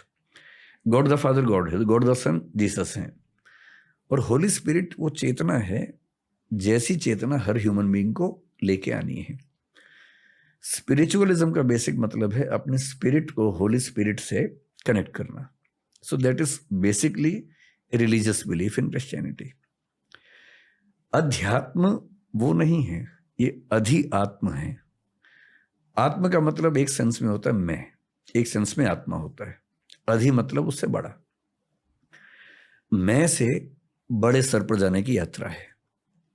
वो यात्रा समाज से भी हो सकती है कि अब मैं सिर्फ अपने बारे में क्यों सोचूंगा, समाज के बारे में सोचूंगा, देश के बारे में सोचूंगा। That is as good as अध्यात्म। लेकिन उसी में अगला स्तर आता है कि मैं इस पूरी प्रकृति के साथ एक क्यों ना हो जाऊं, और पूरी प्रकृति ही क्यों, उसके बियॉन्ड भी एक क्यों ना हो जाऊं। इसलिए आप देखेंगे जो दुनिया भर के स्पिरिचुअल लोग हैं ना, जो मिस्टिक्स हैं, मिस्टिसिज्म में रहते हैं, उनमें से कुछ को जब वो उस लेवल पे जाते हैं, उनको दुनिया के कण कण में ईश्वर दिखता है। कुछ को दुनिया निरर्थक दिखती है, उनको लगता है कि मेरे अंदर ईश्वर है, दुनिया में नहीं है। कबीरदास ने एक दोहा लिखा, मोको कहाँ ढूंढे रे बंदे, मैं तो तेरे पास में, ना मैं देवल ना मैं मस्जिद ना काबे कैलाश में। कि ईश्वर और उनका जब तादाद में हुआ, जैसा वो कह रहे हैं कि मुझे कहाँ ढूंढ रहे हो भाई, मैं तो तेरे अंदर हूं, ना देवल में हूं, देवालय में हूं, ना मस्जिद में हूं, ना काबा ना कैलाश, कहीं नहीं हूं। पर किसी किसी को दुनिया का कण कण लगता है कि हर जगह ईश्वर है। तब वो क्या बोलता है, वही कबीर क्या बोल रहे हैं, लाली मेरे लाल की जिद देखूं तित लाल, लाली देखन मैं चली मैं भी हो गई लाल। दुनिया के कण कण में लालिमा दिख रही है ईश्वर की। तो इंट्रोवर्टिव एक्सट्रोवर्टिव आप किस मिस्टिसिज्म में जाएंगे, संयोग की बात है। लेकिन एक लेवल के बाद जो लोग ईश्वर को मानते हैं गहराई से, उनको ये नीड महसूस होती है कि अब मैं उसके साथ कनेक्ट कैसे हूं। This is a kind of spiritualism जो आप शिद्दत से महसूस करते हैं। जहां तक मेरी बात है, मैं गॉड को लेके वैसा फील नहीं कर पाता हूँ। मेरे अंदर ऐसी फीलिंग बहुत ज़्यादा है। मैं एग्नोस्टिक हूँ। मैं ये मानता हूँ कि ये दुनिया गॉड ने बनाई है। ऐसा हो भी सकता है, नहीं भी हो सकता है। ये भी हो सकता है कि अपने आप बनी हो, एवोल्यूशन के प्रोसेस में बनी हो। मुझे ये ज़रूर लगता है कि ज़्यादा चांसेस हैं कि कोई ना कोई फोर्स है इस सब के पीछे, पर वो फोर्स वैसी एकदम नहीं है जैसा धर्मों के लोग मानते हैं। वैसा होने का स्कोप ही नहीं है, क्योंकि सारे धर्म जब पैदा हुए, जनरली आप देखेंगे 6th सेंचुरी BC में लगभग अधिकांश धर्म पैदा हुए। चाहे हम बुद्धिज्म की बात करें, जैनिज्म है पुराना, लेकिन महावीर उस समय पैदा हुए। कन्फ्यूशियनिज्म 6th सेंचुरी BC में हुआ। ताओइज्म उसी समय का चाइना में। क्रिश्चियनिटी लगभग उसके 600 साल बाद हुई। जुडाइज्म थोड़ा सा पहले से है, 6th सेंचुरी BC के आसपास कुछ कुछ दिख रहा है उसमें। Islam as an organise religion काफी देर में हुआ, हालांकि वो मानते हैं कि एडम के समय से उनका धर्म चलता है। धर्मों का विकास ह्यूमन बीइंग का जो कॉग्निटिव डेवलपमेंट है, जब हम पहली बार सोचने लगे, हम तो मतलब कई अरब साल का प्रोसेस है एवोल्यूशन का। लगभग 1400 करोड़ साल के आसपास का प्रोसेस है, जिसमें पहली बार सोचने वाली स्पीशीज जो बनी हमारी, सोचने का प्रोसेस 70,000 साल पहले शुरू हुआ है। सिर्फ 70,000 साल से हम सोच रहे हैं। उसके पहले सोचने की क्षमता नहीं थी, ब्रेन ऐसा नहीं था। पिछले 2,500 साल से फिलॉसफी चल रही है, यानी सोचने के भी शुरुआती 67,500 साल में फिलॉसफी नहीं है। जब पेट भरने लगा, नियोलिथिक रिवॉल्यूशन हुआ, खेती होने लगी, सेटलमेंट्स होने लगी, तो कई लोगों को पहली बार भरपूर सोचने का मौका मिला। तब उन्होंने सोचा कि ये सब कैसे बना होगा। इमेजिन किया कि ईश्वर ने बनाया होगा। लंबे समय के बाद इमेजिन किया। इंटरेस्टिंग है कि भारतीय परंपरा में विष्णु के 10 अवतारों में पहला मत्स्य अवतार है, मछली का, पानी के अंदर। एवोल्यूशनिज्म कह रहे कि पानी से ही शुरुआत हुई। पश्चिम में 6th सेंचुरी BC में पहला फिलोसफर पैदा हुआ है, थेल्स नाम का। थेलीज बोलते हैं उसको कुछ लोग। वो क्या बोल रहा है कि दुनिया पानी से बनी है। ह्यूलिज्म बोलते हैं कि दुनिया पानी से बनी है। मैं जो कहना चाह रहा हूं कि ये सारी फिलोसफीज बहुत ज्यादा प्रभावित हैं इस संसार के अनुभवों से, जबकि सच ये है कि पूरे यूनिवर्स में, अगर मैं इस पूरी दीवार को यूनिवर्स मान लूं, तो जो हमारा पृथ्वी जो हमारी है ना, वो क्या मैं कहूं, एक मच्छर को भी 100 से डिवाइड कर देंगे उतना हिस्सा बनेगा। 1000 से डिवाइड कर। हाँ, इतनी छोटी पृथ्वी के कुछ 1000 साल के अनुभवों से हमने थियरीज बना ली हैं बड़ी बड़ी, कि भगवान, अल्लाह, गॉड। और आप देखेंगे बाइबल में, क्रिश्चियनिटी में ये माना गया कि ईश्वर ने पृथ्वी बनाई, एडम के लिए बनाई। और बाइबल ये मानती है कि पृथ्वी केंद्र में है, सूर्य चक्कर काट रहा है। अब साबित हो गया, कोपरनिकस ने साबित कर दिया कि नहीं, सूर्य केंद्र में है, पृथ्वी चक्कर काट रही है। तो जिन जमीनों पर सारे धर्म खड़े हुए हैं, वो जमीनें बहुत कमजोर हैं, भुरभुरी हैं, क्योंकि वो केवल ह्यूमन बीइंग्स के एक्सपीरियंस के बेस पे बनाए गए। और इस ब्रह्मांड में हमारी दुनिया मतलब एक मच्छर का भी 100वां हिस्सा, 1000वां हिस्सा है। क्या पता कितनी कितनी गैलेक्सीज में कितनी दुनियाएं चल रही हूं। कुछ हमसे आगे, कुछ हमसे पीछे। कुछ हो सकता है कि अभी वो बंदरों के जमाने में चल रहे हो, कुछ हो सकता है कि हमसे 1000, 2000, 10 लाख साल आगे निकल गए हों। इन दुनियाओं में आपस में इंटरेक्शन भी अब तक नहीं हो रहा। हम उनको एलियन कहते हैं, वो हमको एलियन कहते होंगे।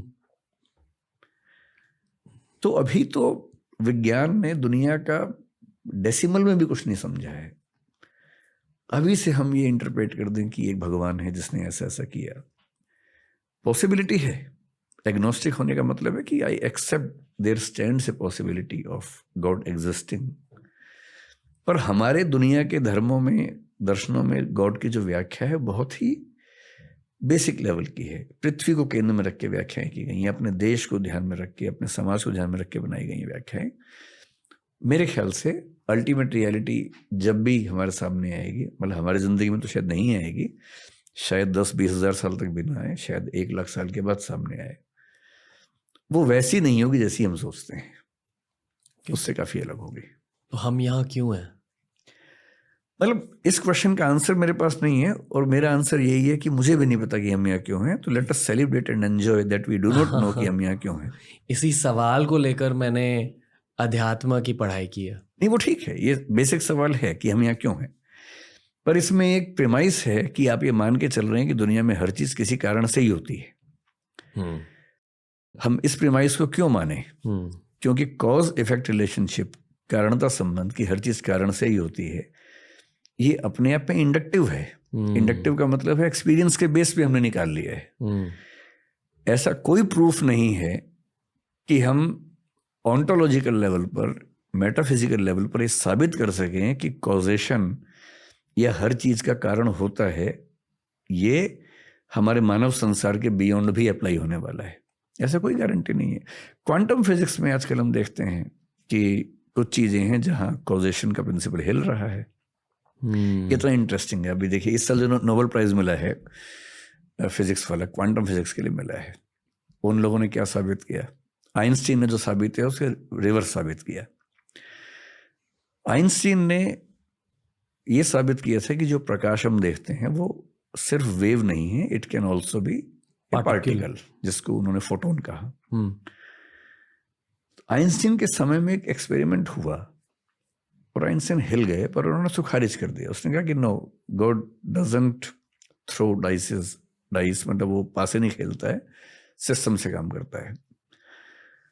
2 एक्सपेरिमेंट्स हुए थे जो उन्होंने खारिज किया आइंस्टीन ने, और अब नोबेल प्राइज मिला है उन्हीं एक्सपेरिमेंट्स को रिवाइज करने वालों को। वो एक्सपेरिमेंट्स क्या कह रहे हैं? एक थियरी क्वांटम फिजिक्स में आई है, डबल एंटेंगलमेंट, जिसको आइंस्टीन ने खारिज किया था, जो कहती है कि ऐसा हो सकता है कि यहाँ मान लीजिए ये एक पार्टिकल इस माइक का है। क्वांटम का मतलब सब एटॉमिक, न्यूट्रॉन, प्रोटॉन, इलेक्ट्रॉन, उस लेवल की जो स्टडीज हैं।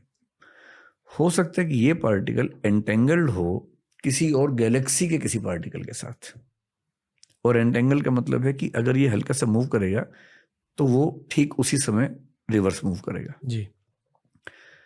आइंस्टीन का मानना था कि स्पीड ऑफ लाइट से तेज कुछ नहीं हो सकता, जो कि 3 लाख किलोमीटर पर सेकंड होता है। इसमें क्या हो रहा है कि यहाँ कुछ मूवमेंट हुआ, वहाँ मूवमेंट हुआ, और इसके बीच का गैप 50 करोड़ लाइट ईयर भी हो सकता है, और तब भी दोनों एक साथ मूव कर रहे हैं। अगर ऐसा कनेक्शन है तो इसका मतलब है कि लाइट की स्पीड वाली बात खत्म हो गई। मतलब लाइट से भी कुछ या तो ज़्यादा तेज है, या उसकी स्पीड हम सोच ही नहीं सकते कितनी तेज है, मन की स्पीड से ज़्यादा है, और मन को तो फिजिकल ऑब्जेक्ट नहीं मानते हम उस सेंस में। फिर वो जो प्रकाश की किरण है, जब डबल स्लिट एक्सपेरिमेंट यूज किया गया तो देखा गया कि वो बिहेव करती है अलग अलग, जब उसको देखा जाए और जब ना देखा जाए। अगर आपने एक्सपेरिमेंट किया, डबल स्लिट एक्सपेरिमेंट बोलते हैं, 2 पार्ट में बांटते हैं, तो देख रहे हैं तो शायद उसका बिहेवियर हो जाता है पार्टिकल वाला, नहीं देखते तो वेव वाला हो जाता है, और जैसे ही उसको ऑब्जर्व करने का इंस्ट्रूमेंट लगता है बिहेवियर चेंज हो जाता है। इसका मतलब जिसको आप भौतिक मान रहे हैं वो इतना भौतिक भी नहीं है। यानी कि ऑब्जर्व किए जाने से, भाई हमें कोई ऑब्जर्व करता है, हमारा बिहेवियर चेंज हो जाता है, ये तो समझ में आता है। लेकिन लाइट के पार्टिकल्स का बिहेवियर अगर चेंज होता है देखे जाने से, इसका मतलब भौतिक और चेतन, मैटर और कॉन्शियसनेस का जो डाइकोटमी हम मानते हैं कि दोनों अलग अलग हैं, शायद वो भी नहीं है। और अगर परसीवर के देखने से रियलिटी चेंज हो रही है तो शायद शंकराचार्य ठीक कह रहे थे। और जो श्रोडिंगर नाम के साइंटिस्ट हुए, जो आइंस्टीन के खिलाफ क्वांटम फिजिक्स में खड़े हुए थे, उन्होंने भारतीय दर्शन का तत्वमसी सिद्धांत जो उपनिषद का, उसको फॉलो किया, उस पर लिखा बहुत ज्यादा। क्वांटम फिजिक्स में उनसे बड़े विद्वान दुनिया में नहीं हुए। इसलिए इतने रहस्य हैं कि मुझे नहीं लगता कि हमारे जीते जी कोई अंतिम फैसला हो पाएगा, लेकिन जब भी होगा बहुत इंटरेस्टिंग होगा। शंकराचार्य ने क्या कहा था? शंकराचार्य कह रहे हैं कि सरल भाषा में अगर मैं आपको समझाऊं कि रियलिटी के 3 लेवल्स होते हैं। सबसे नीचे का लेवल प्रतिभास है, जब आप नींद में हैं, सपना देख रहे हैं, वो प्रतिभास है। आप सपने में हैं तो आपको सपना एकदम रियल लग रहा है। सपने में शेर आ गया, आप डर भी रहे हैं, पसीना भी आ रहा है, भाग भी रहे हैं, हाँफ भी रहे हैं, गिर भी रहे हैं, चोट भी लग रही है, खून भी बह रहा है, सब कुछ हो रहा है और आप एकदम उस मोमेंट को जी रहे हैं। अचानक नींद खुल गई और नींद खुलते समझ में आया कि अरे सब झूठ था। ये व्यवहार की दुनिया है जिसमें हम लोग बैठे हुए हैं। अब शंकर कह रहे हैं कि इंटरेस्टिंग बात है कि इसके बियॉन्ड भी एक दुनिया है। जैसे सपने से निकलते ही समझ में आता है कि सपने में सब झूठ था, वो चेतना से क्रिएट हो रहा था, रियल नहीं था।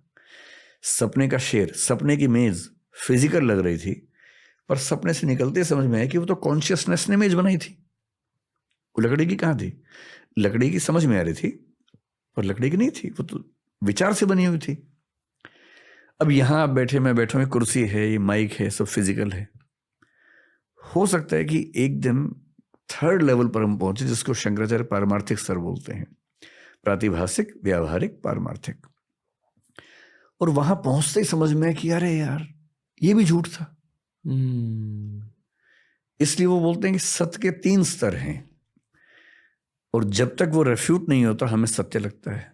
रेफ्यूट होते ही, और रेफ्यूट होने का मतलब नेक्स्ट लेवल पे जाना। नेक्स्ट लेवल ब्रह्म का लेवल है और वहां जाके समझ में आता है कि जो रियलिटी हम मान रहे थे वो सिर्फ परसेप्शन था।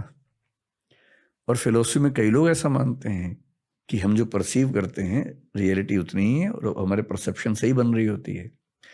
There is nothing real as such, reality is what we construct. ये बात पश्चिम में हीगल भी कह रहा है, पश्चिम में कांट भी।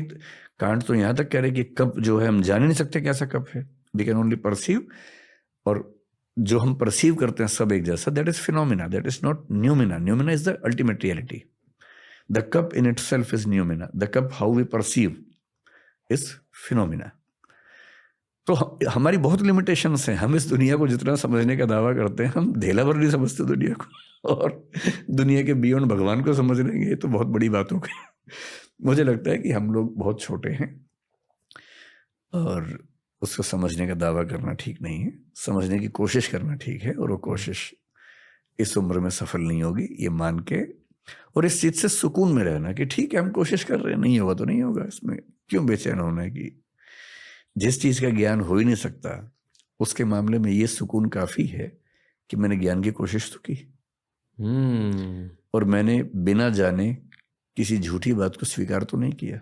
जब सारी दुनिया एक चीज को फॉलो करके पीछे दौड़ रही थी, मैं कम से कम रुक गया कि तब तक नहीं मानूंगा जब तक भरोसे के लायक जानकारी ना हो जाए।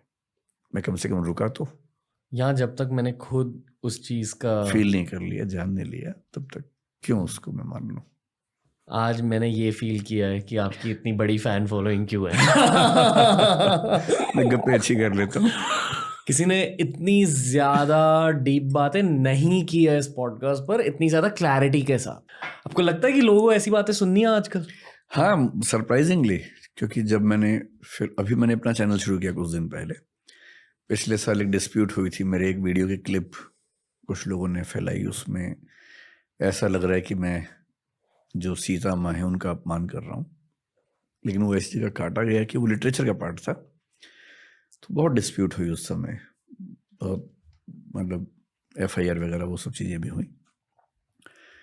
तो मुझे लगा कि कभी ऐसा हो तो कम से कम मेरा अपना एक मंच तो हो।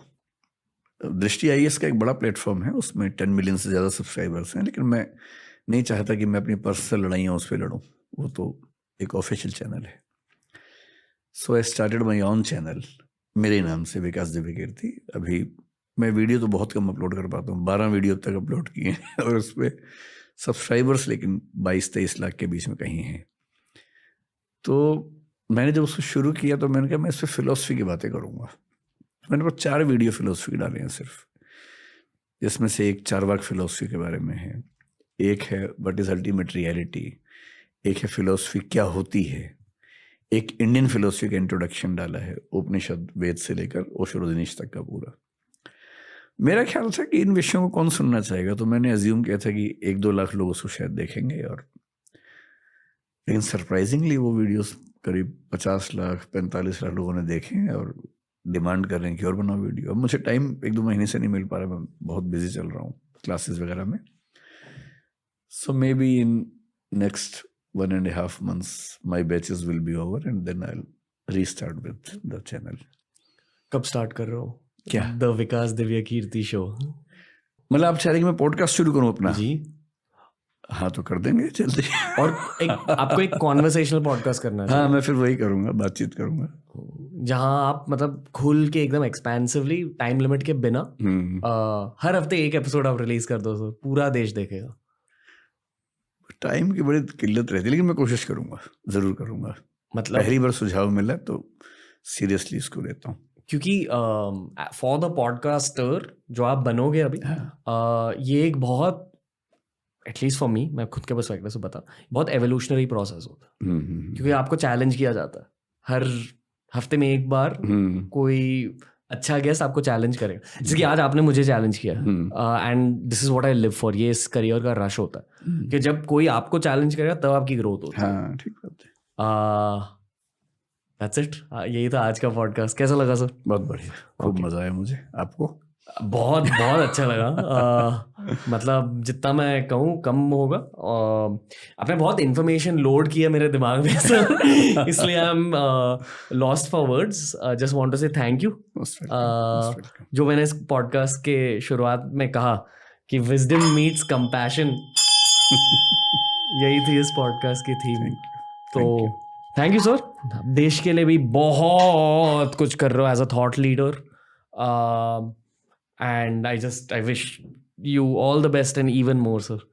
जो भी आपके दिल में है वो सब होना चाहिए, और जो भी आपके दिल में नहीं भी है अध्यात्म के बारे में वो भी शायद होना चाहिए आपके साथ। Thank you, lots of love, lots of respect. Thank you. तो ये था आज का पॉडकास्ट दोस्तों। बताइए कैसा लगा विकास सर के साथ। ऑफ कोर्स हम और बहुत सारी बातें करेंगे, पर जब मुझे ऐसे गेस्ट मिल जाते हैं ना, मुझे खुद थोड़ी सी ब्रेक चाहिए रहती है, खुद की एवोल्यूशन के लिए, खुद की लाइफ की जर्नी जीने के लिए, और थोड़ा सा जीने के बाद, थोड़ा बहुत सीखने के बाद फिर मैं लौट सकता हूँ ऐसे इंसानों के पास। तो अगली बार जब विकास सर आएंगे मुंबई, तो आप बताइए हमें किन टॉपिक्स को कवर करना चाहिए। जब मैं उस एपिसोड को रिकॉर्ड करने जाऊंगा ना, उसके पहले ये वाली कमेंट सेक्शन पढ़ूंगा। मुझे बहुत ब्रूटली बताइए कि मैं खुद एज अ पॉडकास्टर इंप्रूव कैसे कर सकता हूं। और अगर ये आपका पहला टीआरएस पॉडकास्ट है विकास सर की वजह से, तो प्लीज बाकी पॉडकास्ट भी देखिए यार, बहुत कुछ सीखने को मिलेगा आपको। बहुत कुछ सीखा है मैंने 4 सालों में, और ये पूरी लाइब्रेरी है फ्री ऑफ कॉस्ट आपके लिए। टीआरएस को सपोर्ट करते रहिए। नमस्ते, लव यू, कीप सपोर्टिंग।